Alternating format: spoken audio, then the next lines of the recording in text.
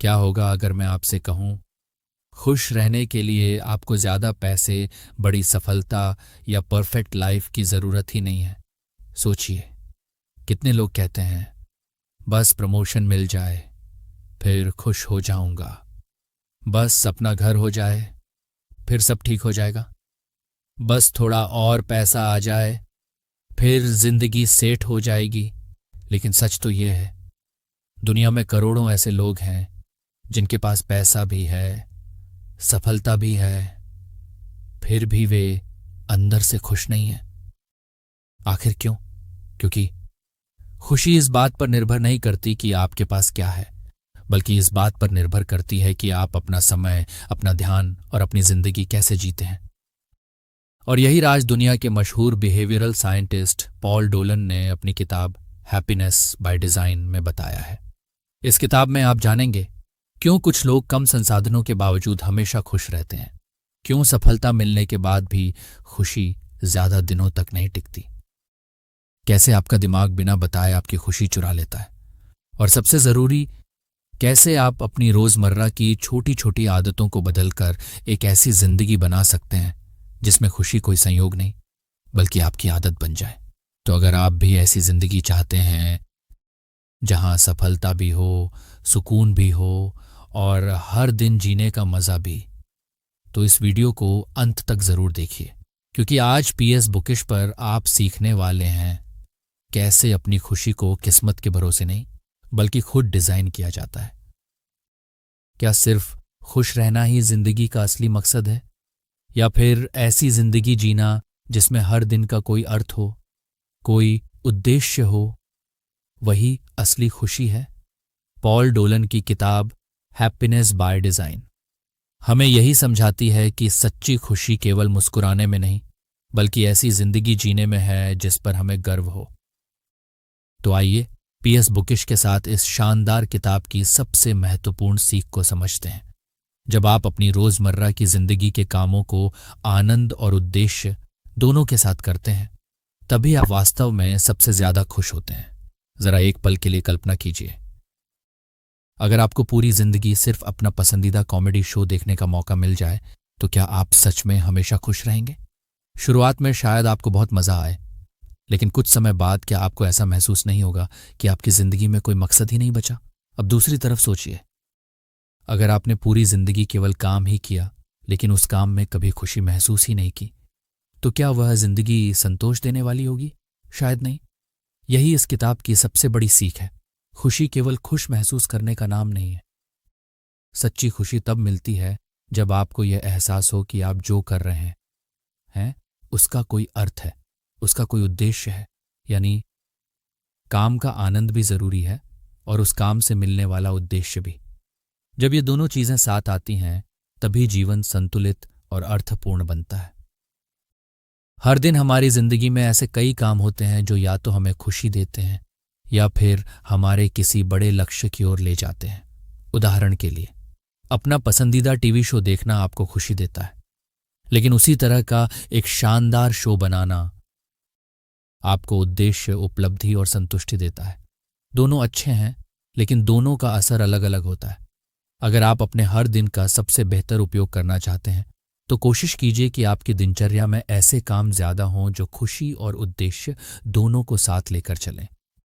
जैसे एक अच्छा और हेल्दी दोपहर का भोजन करना, किसी अच्छे दोस्त के साथ दिल से बातचीत करना, या फिर शाम को कुछ देर खुली हवा में टहलना। ये छोटे छोटे पल केवल आपको अच्छा महसूस नहीं कराते, बल्कि आपके मन, शरीर और सोच तीनों को नई ऊर्जा से भर देते हैं। इस किताब की एक और दिलचस्प बात यह है कि आप अपनी जिंदगी में ज्यादा खुशी चाहते हैं या ज्यादा उद्देश्य, इसका फैसला कोई और नहीं, आप खुद करते हैं। क्योंकि हर इंसान अलग होता है, हर किसी की प्राथमिकताएं अलग होती हैं। इसलिए दूसरों की जिंदगी देखकर अपने फैसले मत लीजिए, खुद को समझिए और वही रास्ता चुनिए जो आपके दिल और आपके लक्ष्य दोनों के लिए सही हो। लेखक मजेदार तरीके से कहते हैं, आप चाहें तो एक खुशी मशीन बन सकते हैं जिसका पूरा ध्यान केवल हर पल खुश रहने पर हो, या फिर एक उद्देश्य इंजन बन सकते हैं जो अपने समय का उपयोग कुछ बड़ा और अर्थपूर्ण बनाने में करे। लेकिन सबसे समझदारी इसी में है कि इन दोनों के बीच संतुलन बनाया जाए, क्योंकि सिर्फ खुशी बिना उद्देश्य के कुछ समय बाद खालीपन छोड़ जाती है, और सिर्फ उद्देश्य बिना खुशी के जिंदगी को बोझ बना देता है। इसलिए ऐसी जिंदगी बनाइए जहां आपका हर दिन आपको मुस्कुराने की वजह भी दे और आगे बढ़ने का कारण भी। आखिर में याद रखिए, खुशी कोई मंजिल नहीं है, बल्कि हर दिन जीने का एक तरीका है। सिर्फ ये कहना कि मैं अपनी जिंदगी से संतुष्ट हूं, यह साबित नहीं करता कि आप हर दिन खुश भी हैं, क्योंकि खुशी भविष्य के बारे में सोचने में नहीं, खुशी इसी पल को पूरी तरह जीने में है। और जब आपके हर दिन में आनंद भी होगा और उद्देश्य भी, तब आपकी जिंदगी सिर्फ सफल नहीं बल्कि सच मायनों में खुशहाल बन जाएगी। अगर आपको यह सीख पसंद आई तो ऐसी ही बेहतरीन किताबों की आसान और दमदार समरीज के लिए PS बुकिश को जरूर सब्सक्राइब करें, क्योंकि यहां हम सिर्फ किताबें नहीं पढ़ते, हम उनसे अपनी जिंदगी बदलना सीखते हैं। खुशी इस बात पर निर्भर नहीं करती कि आप क्या करते हैं, बल्कि इस बात पर निर्भर करती है कि आपका ध्यान कहाँ है। हम अक्सर सोचते हैं कि एक अच्छी नौकरी, रोमांचक शौक, अच्छा स्वास्थ्य या बहुत सारा पैसा यही खुशी की असली चाबी है। लेकिन क्या सच में ऐसा है? पॉल डोलन कहते हैं, ये सारी चीजें तभी आपको खुश कर सकती हैं जब आपका ध्यान वास्तव में उन पर हो। अगर आपके पास सब कुछ है लेकिन आपका ध्यान हमेशा शिकायतों, कमियों और परेशानियों पर ही रहता है, तो फिर खुशी आपके पास होकर भी आपसे बहुत दूर रहेगी। यही वजह है कि खुशहाल जीवन जीने के लिए केवल अच्छी चीजों का होना काफी नहीं है। उन अच्छी चीजों को महसूस करना, उनकी कद्र करना और उन पर ध्यान देना भी उतना ही जरूरी है। सुनने में यह बात बहुत आसान लगती है, लेकिन असली चुनौती यहीं से शुरू होती है, क्योंकि हम सभी खुश रहना चाहते हैं, लेकिन हमारा दिमाग एक समय में केवल एक ही चीज पर पूरी तरह ध्यान केंद्रित कर सकता है। और दुर्भाग्य से ज्यादातर लोग अच्छी बातों की बजाय अपनी परेशानियों, कमियों और छोटी छोटी गलतियों पर ज्यादा ध्यान देते हैं। धीरे धीरे यही आदत हमारी खुशी छीन लेती है। जरा अपनी ही जिंदगी का एक छोटा सा उदाहरण सोचिए। जब आप पहली बार अपनी नई कार खरीदते हैं तो उसे देखकर दिल खुशी से भर जाता है। हर सफर रोमांचक लगता है, लेकिन कुछ ही महीनों बाद वही कार आपको पहले जैसी खास नहीं लगती। अब आपका ध्यान उसकी खूबसूरती पर नहीं, बल्कि ड्राइवर सीट पर पड़े एक छोटे से कॉफी के दाग, हल्की सी खरोंच या धूल पर चला जाता है। कार वही है, लेकिन आपका ध्यान बदल गया है, और जैसे ही ध्यान बदला वैसे ही खुशी का एहसास भी बदल गया। यही कारण है कि खुश रहने का मतलब अपनी पूरी जिंदगी बदल देना नहीं है, बल्कि अपने ध्यान की दिशा बदलना है। जब आप अपनी सोच को सही दिशा देना सीख जाते हैं तो वही परिस्थितियां जो पहले आपको साधारण लगती थीं, वही आपको खुशी देने लगती हैं। शुरुआत कैसे करें? सबसे पहले अपनी उन आदतों को पहचानिए जो बिना वजह आपका ध्यान नकारात्मक बातों की ओर ले जाती हैं। फिर उनके लिए छोटे छोटे व्यक्तिगत नियम बनाइए, ताकि हर बार आपका मन शिकायतों की तरफ जाए तो आप उसे धीरे धीरे वापस अच्छी बातों की तरफ ला सकें। याद रखिए, जहां आपका ध्यान जाता है वहीं आपकी खुशी भी जाती है। अब सवाल यह है, अगर हम खुश रहना चाहते हैं तो हमारा दिमाग बार बार नकारात्मक चीजों की तरफ क्यों भागता है? आइए इसका जवाब अगले भाग में समझते हैं। आपका व्यवहार और आपका ध्यान दोनों का बड़ा हिस्सा अनजानी प्रतिक्रियाओं से संचालित होता है। पिछले भाग में हमने देखा कि हम अक्सर उन्हीं चीजों पर ध्यान देते हैं जो हमें दुखी करती हैं, लेकिन आखिर ऐसा क्यों होता है? इसका जवाब हमारे दिमाग के काम करने के तरीके में छिपा है। लेखक बताते हैं कि हमारे मस्तिष्क में जानकारी को समझने और निर्णय लेने के दो अलग अलग सिस्टम काम करते हैं। पहला है चेतन मस्तिष्क। यही वह हिस्सा है जिससे हम सोचते हैं, तर्क करते हैं, योजनाएं बनाते हैं और समझदारी से फैसले लेते हैं। लेकिन इससे भी ज्यादा शक्तिशाली है हमारा दूसरा सिस्टम। यह हमारे दिमाग का पुराना और आदिम हिस्सा है, जो आदतों, सहज प्रतिक्रियाओं और आवेगों के आधार पर काम करता है। यही कारण है कि आप रोज अपनी कार की चाबियां बिना सोचे समझे उसी जगह रख देते हैं। या सुबह उठकर लगभग एक जैसी दिनचर्या अपने आप पूरी कर लेते हैं। इन आदतों की वजह से हमारा जीवन आसान बनता है। लेकिन यही सिस्टम कई बार हमें ऐसे फैसले भी लेने पर मजबूर कर देता है जो हमारी खुशी के खिलाफ होते हैं। हमारा ध्यान अक्सर नकारात्मक बातों की ओर इसलिए चला जाता है क्योंकि हमारा यह आदिम दिमाग अपने आसपास के वातावरण पर तुरंत प्रतिक्रिया देता है। कई बार हमें पता भी नहीं चलता और हमारा वातावरण हमारी सोच, भावनाओं और व्यवहार को प्रभावित करने लगता है। इसे समझने के लिए एक दिलचस्प प्रयोग देखिए। फ्रांस और जर्मनी की वाइन की बिक्री पर एक अध्ययन किया गया। सुपरमार्केट में खरीदारी के दौरान कभी फ्रेंच अकॉर्डियन संगीत बजाया गया और कभी जर्मन संगीत। हैरानी की बात यह थी कि जब फ्रेंच संगीत बज रहा था तो लगभग 70% ग्राहकों ने फ्रेंच वाइन खरीदी। लेकिन बाद में जब उनसे पूछा गया तो केवल 14% लोगों ने माना कि संगीत ने उनके फैसले को प्रभावित किया। यानी उनका निर्णय उन्होंने खुद नहीं लिया था, बल्कि उनके आसपास के माहौल ने चुपचाप उनकी पसंद बदल दी थी। यही हमारे जीवन में भी होता है। हमारा वातावरण, हमारी आदतें और हमारी अनजानी प्रतिक्रियाएं अक्सर हमें ऐसे निर्णय लेने पर मजबूर कर देती हैं जो वास्तव में हमें खुश नहीं बनाते। इसलिए अगर आप अपनी खुशी पर सचमुच नियंत्रण चाहते हैं तो केवल अपने विचारों को बदलना काफी नहीं है। आपको अपने वातावरण, अपनी आदतों और अपने ध्यान तीनों को समझना और सही दिशा देना होगा, क्योंकि जिस दिन आपने अपने ध्यान पर नियंत्रण पा लिया उसी दिन आपने अपनी खुशी की दिशा भी अपने हाथों में ले ली। आगे इस बुक समरी में पीएस बुकिश के साथ हम जानेंगे कि अपने वातावरण और आदतों को कैसे बदलें ताकि खुशी कोई संयोग नहीं बल्कि आपकी रोजमर्रा की जीवन शैली बन जाए। अपने लक्ष्य की ओर बढ़ते हुए हम अक्सर ऐसी गलतियां कर बैठते हैं जो हमारी खुशी को कम कर देती हैं। मान लीजिए आपने फैसला किया कि अब आपको फिट होना है। आपको लगता है कि एक स्वस्थ शरीर आपको ज्यादा खुश बनाएगा। पूरे जोश के साथ आप जिम ज्वाइन करते हैं, पहला वर्कआउट करते हैं और जब पूरी तरह थककर घर लौटते हैं तो रास्ते में अपने पसंदीदा फास्ट फूड रेस्टोरेंट पर रुक जाते हैं। फिर खुद से कहते हैं, आज इतनी मेहनत की है, एक बड़ा चिकन बर्गर और फ्रेंच फ्राइज तो बनते हैं। सवाल यह है, जब आपका लक्ष्य फिट होना था तो फिर आपने ऐसा फैसला क्यों लिया? क्योंकि हमारे अतीत, वर्तमान और भविष्य के फैसले एक दूसरे से अलग नहीं होते। वे लगातार एक दूसरे को प्रभावित करते रहते हैं और ज्यादातर समय हमें इसका एहसास भी नहीं होता। मनोविज्ञान में इसे बिहेवियर स्पिलओवर कहा जाता है, यानी एक व्यवहार दूसरे व्यवहार को जन्म देता है। अक्सर कई अलग अलग आदतें एक ही लक्ष्य से जुड़ी होती हैं, जैसे वजन कम करना। जब आप उस लक्ष्य की दिशा में कोई एक कदम उठाते हैं तो उसका असर आपके अगले फैसलों पर भी पड़ता है। लेकिन समस्या यह है कि ये ज्यादातर फैसले हमारे दिमाग के उसी आदिम और आवेगी हिस्से से आते हैं जो बिना ज्यादा सोचे तुरंत प्रतिक्रिया देता है।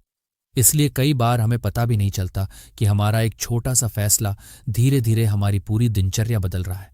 हालांकि बिहेवियर स्पिलओवर हमेशा बुरा नहीं होता। अगर सही दिशा में इस्तेमाल किया जाए तो यही आदत आपको अपने लक्ष्य तक तेजी से पहुंचा सकती है। मान लीजिए आपने पूरे मन से अपना बाथरूम साफ किया।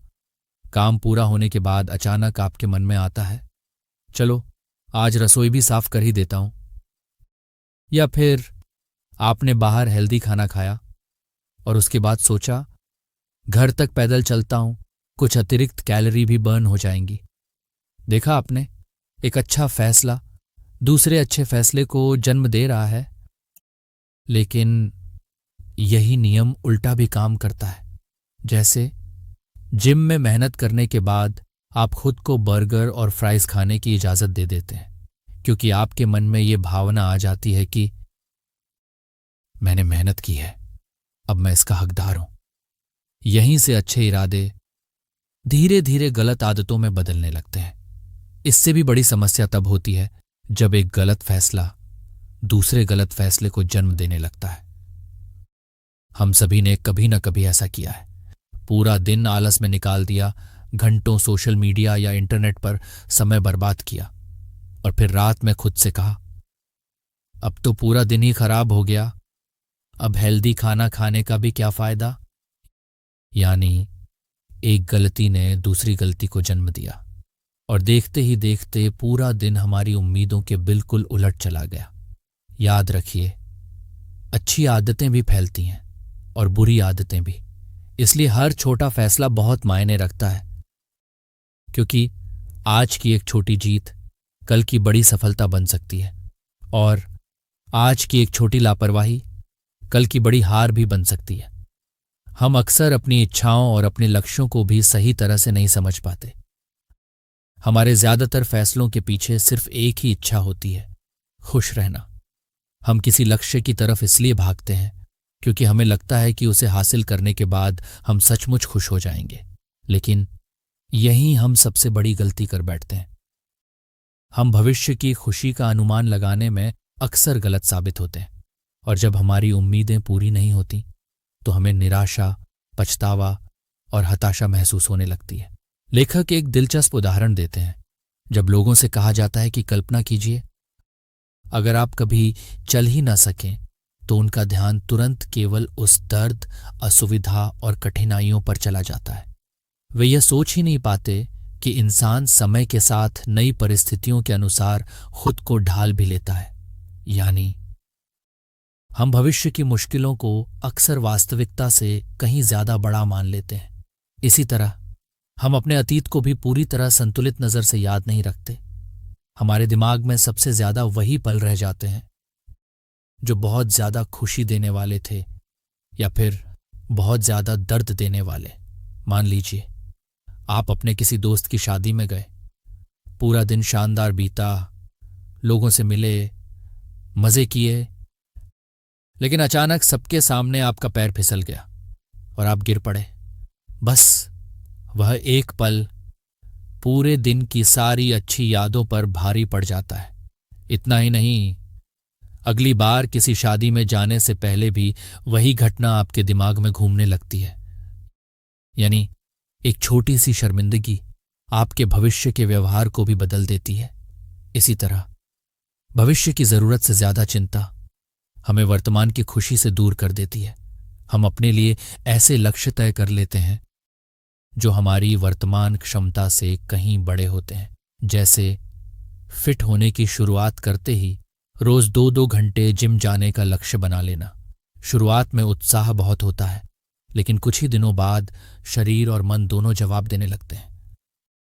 फिर हम खुद से कहते हैं मुझसे नहीं होगा, या अब छोड़ो भी, क्या फर्क पड़ता है। और धीरे धीरे हम पूरी कोशिश ही छोड़ देते हैं।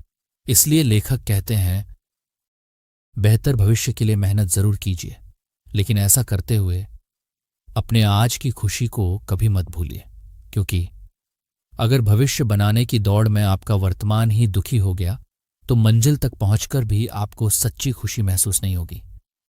याद रखिए, सफल वही नहीं होता जो केवल बड़े लक्ष्य बनाता है।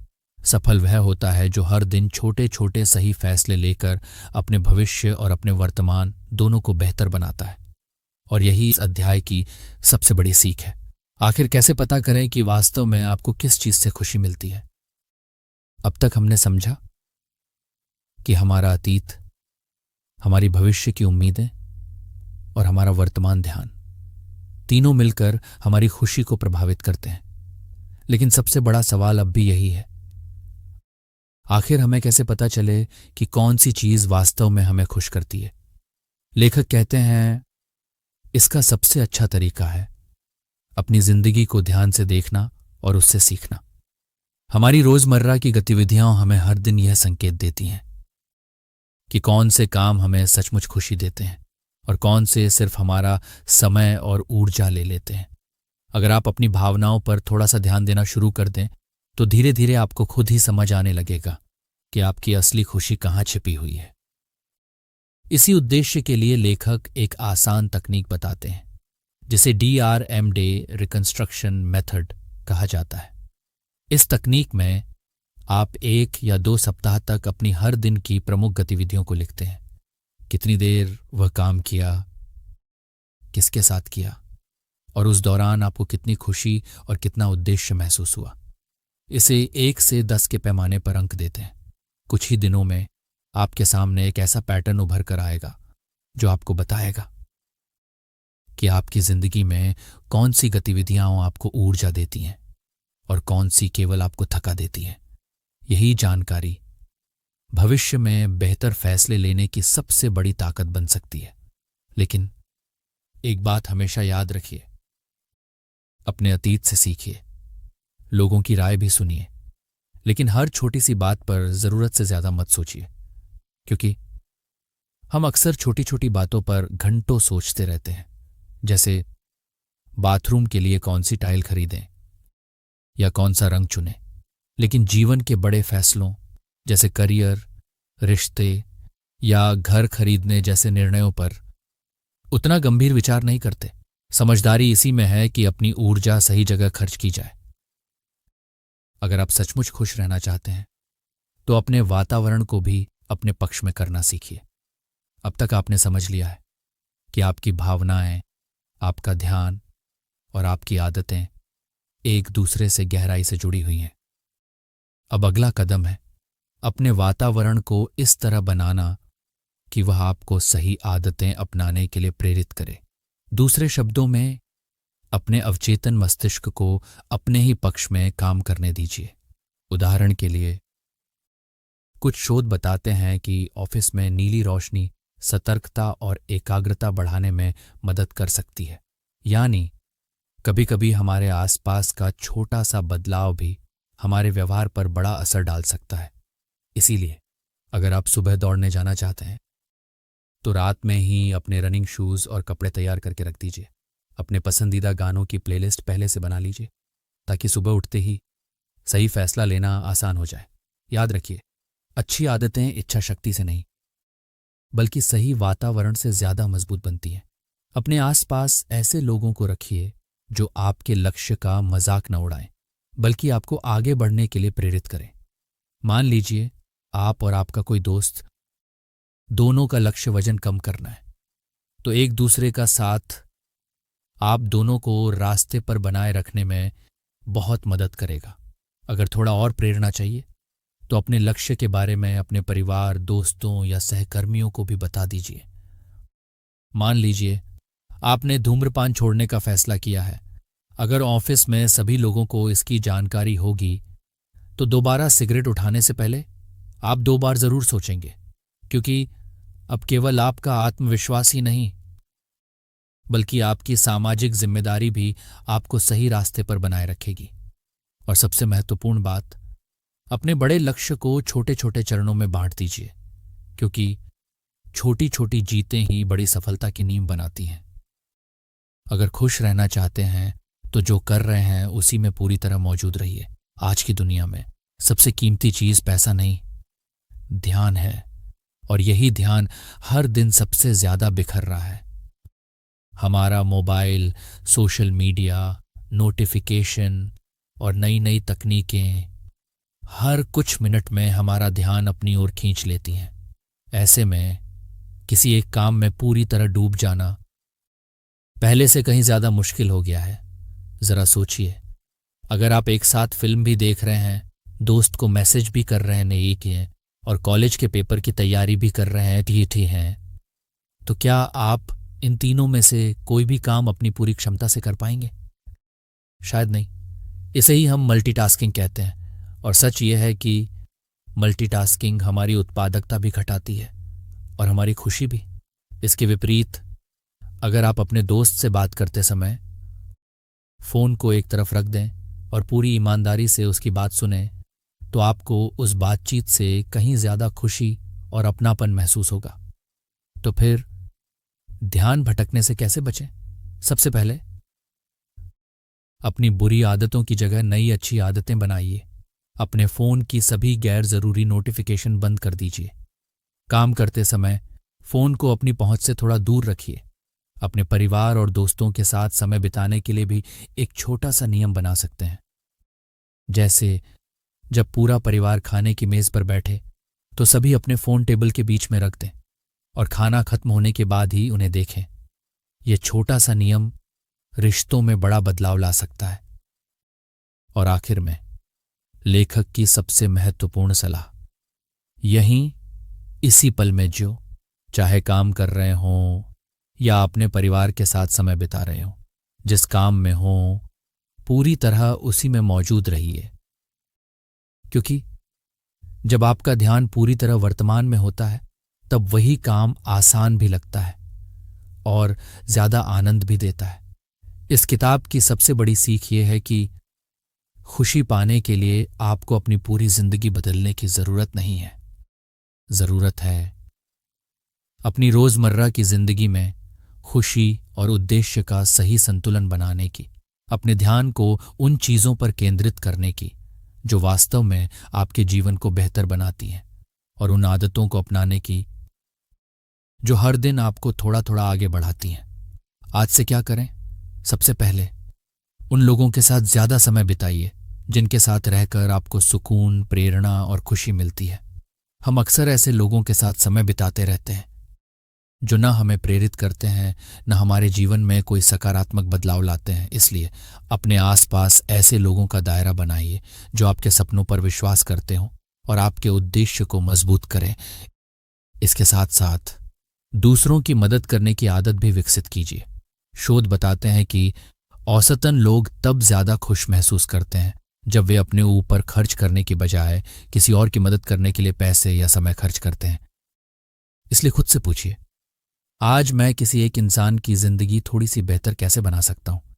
क्योंकि दूसरों को खुशी देने वाला इंसान सबसे गहरी खुशी खुद महसूस करता है। दोस्तों, अगर आपको हैप्पीनेस बाय डिजाइन की ये बुक समरी पसंद आई हो तो इसे अपने उन दोस्तों और परिवार के लोगों के साथ जरूर शेयर कीजिए जिनकी जिंदगी में यह सीख सकारात्मक बदलाव ला सकती है। नीचे कमेंट करके हमें जरूर बताइए इस किताब की कौन सी सीख आपको सबसे ज्यादा पसंद आई। और अगर आप ऐसी ही बेहतरीन किताबों की आसान, दमदार और जीवन बदलने वाली समरीज देखना चाहते हैं तो PS बुकिश को अभी सब्सक्राइब कीजिए, क्योंकि यहां हम सिर्फ किताबों का सार नहीं बताते, हम किताबों में छिपे उन विचारों को आपकी जिंदगी का हिस्सा बनाते हैं। आपका बहुमूल्य समय देने के लिए दिल से धन्यवाद। मिलते हैं अगली शानदार बुक समरी में।